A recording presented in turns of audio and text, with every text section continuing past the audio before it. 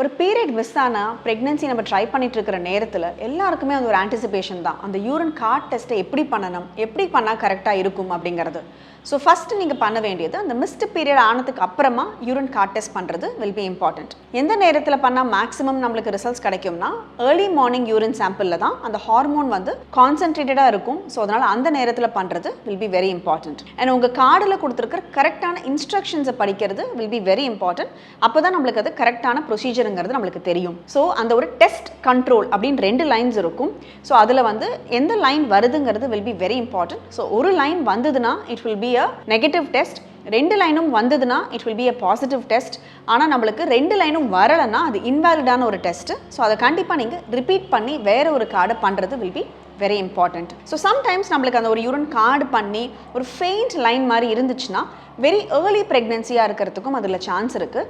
அந்த மாதிரி இருந்ததுன்னா மேபி ஒரு 1 வீக் லேட்டர் வேறு எதுவும் சிம்டம்ஸ் இல்லை அப்படிங்கிற பட்சத்தில் ஒரு 1 வீக் லேட்டர் நீங்கள் திரும்ப ரிப்பீட் பண்ணி பார்த்தீங்கன்னா உங்களுக்கு அது ஒரு பாசிட்டிவான டெஸ்ட் அது கண்டிப்பாக கொடுக்கும்.